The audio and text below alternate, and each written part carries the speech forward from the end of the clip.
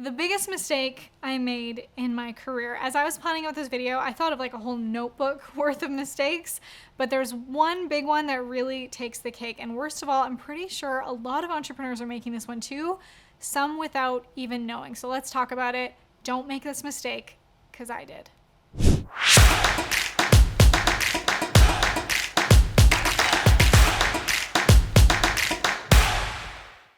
I've compiled a quick list of mistakes that I've made in my business. I hired people that I paid too much. I worked with clients that I just wanted their approval so badly that I didn't have any boundaries with them. I went 6 figures in debt because I made poor financial decisions and let other people guide my decisions rather than trusting myself.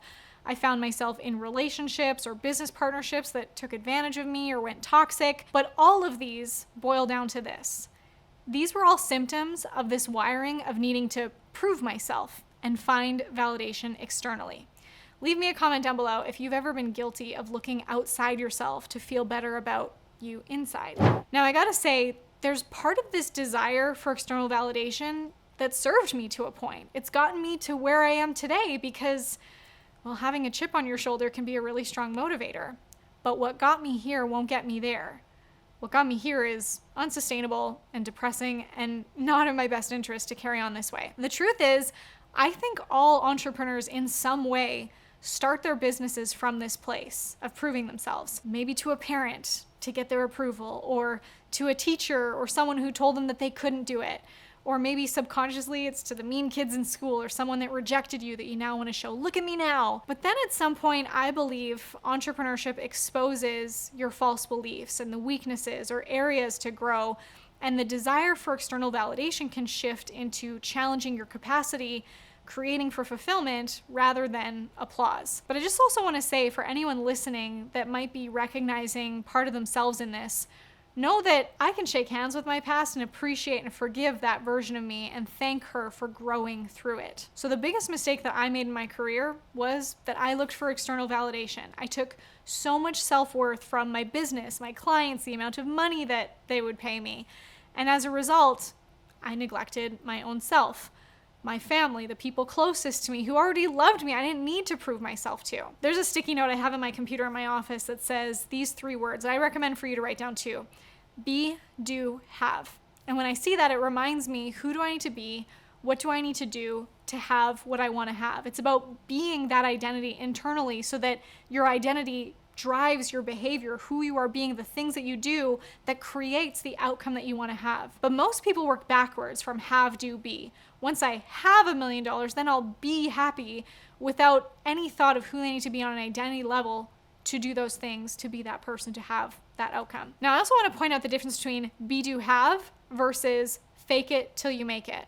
And I want to tell you the truth about that old phrase, fake it till you make it. But first, if you subscribe to my channel, I post new videos like this every single week, so go ahead and hit that red button. I've never liked the phrase fake it till you make it because I think it really contradicts be, do, have. Who do you need to be?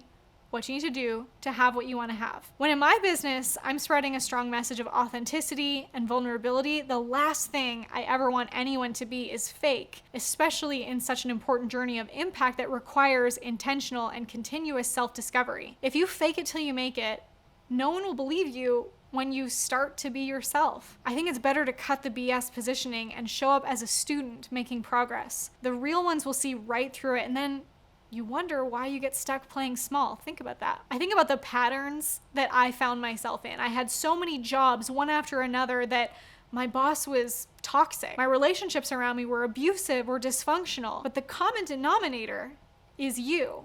It's like I was always attracting the same type of job opportunity. I was always attracting the same type of men. It was like I was dating the same lesson in different men. Again, the common denominator was me. And when you get the lesson, they'll stop giving it to you. And I know I put my hands in the fire so many times until I realized, hang on a second, this hurts. Something about me has to change. I always say that business is a game of personal development. When I recognized why I was creating this pattern, because I had this need for external validation and to find my self-worth outside of myself, I found a coach, I found a therapist, and did the work to be able to overcome that. I knew that my business will only grow to the level that I do. And my mentor, Alex Sharfin, always says that if you don't have the business you want, it's because you haven't become the person who can run it yet. Now, part of me wanted to just go numb so that I didn't have to feel anything, so I could just ignore and push my problems to the side and just keep charging forward. But I know that I want to be a leader, and how can you lead if you don't feel? I want to reiterate that having this mindset served me to get to this point, that proving myself was a big motivator to become a high achiever, to become so successful, to reach out and find the opportunities that I have today.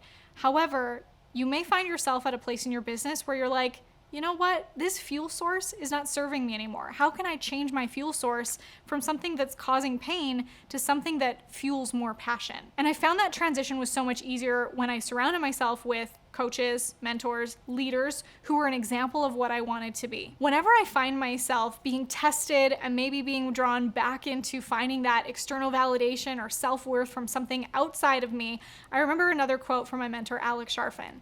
He says, the best way to get into momentum is by giving it to someone else. I want to say that to a point, it's healthy for you to be selfish, for you to be building up your business so you can provide for yourself. But when those needs are met, your focus goes from me to we to they, being able to support people outside of yourself, whether that's the team members that you get to employ and support their families, whether that's your clients, your audience, that you get to support them in their health, wealth, and relationships.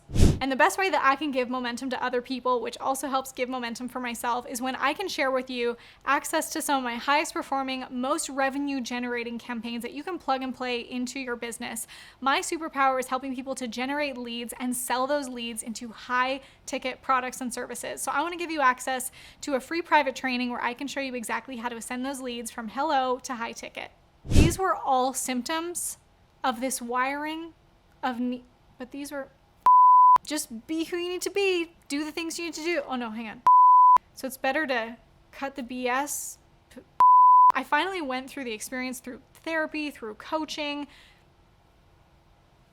I finally decided to commit to for you to be building up to oh my gosh. I want to reiterate that what was I going to reiterate?